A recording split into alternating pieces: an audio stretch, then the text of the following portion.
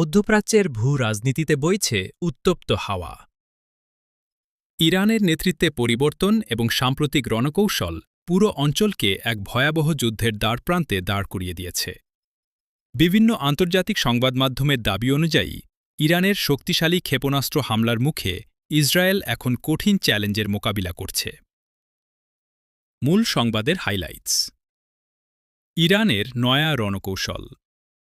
ইরানের সর্বোচ্চ নেতৃত্বের পরিবর্তনের পর দেশটির সামরিক অবস্থানে এসেছে বড় পরিবর্তন।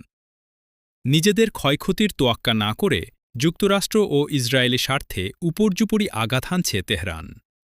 বিশেষ করে ব্যালিস্টিক মিসাইল হামলার তীব্রতা আগের তুলনায় বহুগুণ বৃদ্ধি পেয়েছে। বিপর্যস্ত ইসরায়েলি প্রতিরক্ষা ব্যবস্থা। ইসরায়েলের গর্ব আয়রন ডোম এবং ডেভিড স্লিংয়ের মতো আকাশ প্রতিরক্ষা ব্যবস্থাগুলো ইরানি ও লেবানিজ রকেট বৃষ্টির সামনে অসহায় হয়ে পড়েছে। অভিযোগ উঠেছে যে সাম্প্রতিক হামলায় এই প্রতিরক্ষা ব্যবস্থার একটি বড় অংশ অকেজো হয়ে পড়েছে, যার ফলে টেল আবিব ও হাইফার মতো শহরগুলোতে নিরবচ্ছিন্নভাবে সাইরেন বাজছে। হতাহতের পরিসংখ্যান ও গোপনীয়তা।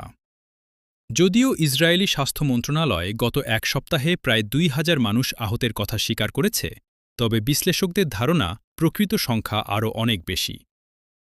ভারতীয় সাংবাদিক ব্রজমোহন সিংয়ের দাবি অনুযায়ী ইসরায়েল সরকার হাসপাতাল ও ক্ষতিগ্রস্ত এলাকাগুলোতে সংবাদমাধ্যমের প্রবেশ সীমিত করেছে এবং ক্ষয়ক্ষতির ভিডিও ধারণে নিষেধাজ্ঞা জারি করেছে। আঞ্চলিক অস্থিরতা। শুধু ইরান নয়, লেবানন থেকেও ইসরায়েলের উত্তরাঞ্চলে ব্যাপক রকেট হামলা চালানো হচ্ছে। এর ফলে সাধারণ ইসরায়েলিদের মধ্যে চরম আতঙ্ক ছড়িয়ে পড়েছে। অনেকেই প্রাণ বাঁচাতে বাংকারে আশ্রয় নিচ্ছেন অথবা দেশ ছেড়ে পালানোর চেষ্টা করছেন। উপসংহার।